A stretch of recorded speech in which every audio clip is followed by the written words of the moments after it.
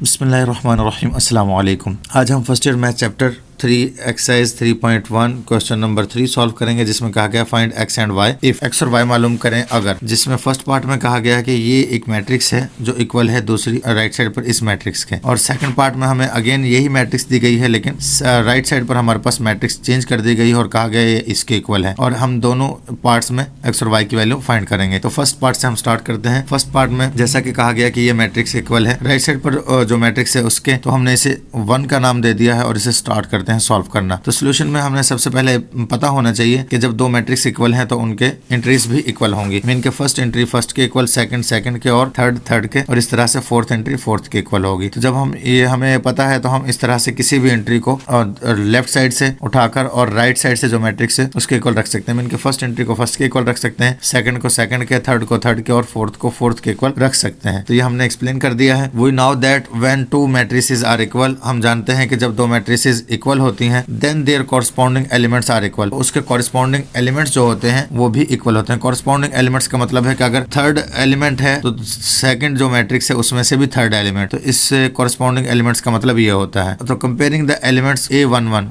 We have, हम A11 को हम जो है कंपेयर कर रहे हैं। A11 का मतलब है कि फर्स्ट रो और फर्स्ट कॉलम, तो वो एंट्री ये है। सेकंड मैट्रिक्स में से फर्स्ट रो और फर्स्ट कॉलम, वो एंट्री ये है। तो इन दोनों को इक्वल रख लेते हैं। यहाँ से x+3 2 के इक्वल आ जाएगा। 3 प्लस हो रहा है, जब राइट साइड पर जाएगा तो माइनस हो जाएगा, तो इस तरह से x = 2 - 3 आ जाएगा। और -3 में से अब जब प्लस का 2 निकालेंगे तो माइनस का 1 बच जाएगा, और इस तरह से ये x की वैल्यू आ जाएगी -1। तो अब हम y की वैल्यू भी निकाल लेते हैं जी। Comparing the elements A22 we have जी। A22 का मतलब है कि एलिमेंट लिया है हमने 2 रो का और 2 सेकंड रो का और सेकंड है कॉलम का, और इसी तरह से सेकंड मैट्रिक्स में से भी सेकंड रो और सेकंड कॉलम, तो वो -3 है और जो इक्वल आता है -3y - 4 के। तो हमने वो लिख लिया है 3y - 4 = 2 है। अब 4 माइनस हो रहा है तो राइट साइड पर जाएगा तो प्लस हो जाएगा, तो इस तरह से 2 + 4 आ जाएगा। 2 + 4 जो है वो 6 बन जाएगा, और लेफ्ट साइड पर हमारे पास जो 3y था वो स्टार्ट से एज इट इज चला आ रहा है। उसके बाद अब क्योंकि 3 मल्टीप्लाई हो रहा है y के साथ, तो राइट साइड पर लेकर जाएंगे तो वो डिवाइड हो जाएगा, तो इस तरह से वो 6 के ओवर में आ जाएगा। जब हम 6 को कटिंग करेंगे 3 से, तो 3 × 2 = 6, तो 2 पर कटिंग हो जाएगी, इसलिए y की वैल्यू 2 निकल आएगी। तो इस तरह से हमारे पास x की वैल्यू भी निकल आई है और y की भी, और ये हमारा फर्स्ट पार्ट सॉल्व हो चुका है। अब हम सेकंड पार्ट सॉल्व करते हैं जी। फर्स्ट पार्ट में हमारे पास वैल्यूज आ चुकी थी, x = -1 और y = 2, तो हमने कह दिया 10, x = -1 है एंड y = 2 है। सेकंड पार्ट में भी हमें फर्स्ट में लेफ्ट साइड पर मैट्रिक्स वही है, राइट साइड पर मैट्रिक्स चेंज कर दी गई है। तो अब भी हमारे पास देखें तो सेकंड एंट्री इक्वल है, थर्ड एंट्री भी इक्वल है, जस्ट जो फर्स्ट एंट्रीज हैं वो इक्वल नहीं है क्योंकि उसमें वेरिएबल आ गया है, और फोर्थ एंट्रीज हैं जो वो इक्वल नहीं है क्योंकि उनमें भी वेरिएबल आ गया। तो हम सेम स्टेटमेंट लिखेंगे, we now that when two matrices are equal then corresponding elements are equal, कि जब हम कोई दो मैट्रिसेस देखते हैं कि वो इक्वल है तो उसकी कॉरस्पॉन्डिंग एलिमेंट्स भी इक्वल होते हैं। इक्वेटिंग A11 एंड A22, अब हम इसमें भी इक्वेट कर रहे हैं A11 और A22 को। A11 हमारे पास first row first column, second matrix में से भी फर्स्ट रो फर्स्ट कॉलम, तो वो y है, और इधर से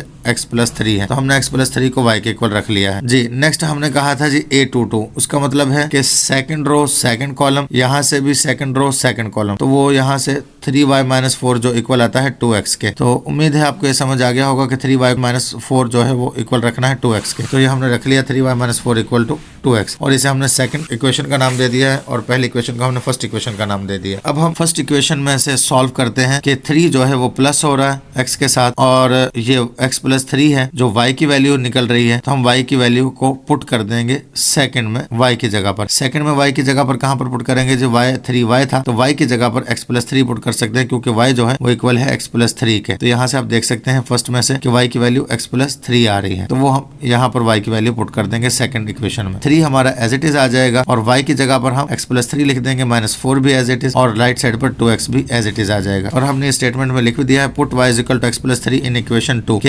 y = x+3 जो है उसे हम पुट कर रहे हैं इक्वेशन नंबर 2 में, वी हैव। और उसके बाद हमने सॉल्व कर दिया है, पुट कर दी है वैल्यू। नेक्स्ट हम ये करेंगे कि 3 को अंदर मल्टीप्लाई कर देंगे, 3 × x 3x हो जाएगा, और 3 × 3 = 9 हो जाएगा, -4 एज इट इज आ जाएगा, 2x भी एज इट इज आ जाएगा। उसके बाद हम 2x को लेफ्ट साइड पर ले आते हैं, तो वो लेफ्ट साइड पर आएगा तो माइनस हो जाएगा, और 2x क्योंकि इधर आ गया तो यहाँ पर 2x की जगह पर 0 रह जाएगा, और 9 - 4 5 हो जाएगा। 3x एज इट इज आ चुका है। उसके बाद 3x में से -2 2x निकल जाएगा तो x रह जाएगा, और जो 5 था वो एज इट इज आ गया है, और 0 भी एज इट इज आ गया है। उसके बाद 5 प्लस हो रहा है लेफ्ट साइड पर, जब राइट साइड पर जाएगा तो माइनस हो जाएगा। तो इस तरह से x की वैल्यू आ गई है -5। अब हम x की वैल्यू पुट कर सकते हैं सेकंड इक्वेशन या फर्स्ट इक्वेशन जिसमें हम चाहे। तो हमने पुट कर दी है फर्स्ट इक्वेशन में। ये x + 3 था जो y के इक्वल था, तो हमने उसमें x की वैल्यू -5 पुट कर दी है। x की जगह पर जब -5 पुट कर दिया, +3 एज इट इज आ गया और y के इक्वल आ गया। उसके बाद हम देखते हैं कि -5 में से जब प्लस का 3 निकल जाएगा तो माइनस का 2 रह जाएगा। तो ये y के इक्वल था तो अब भी y के इक्वल ही रहेगा, तो y की वैल्यू -2 आ चुकी है। लिहाजा हम कह सकते हैं 10 x = -5 और y =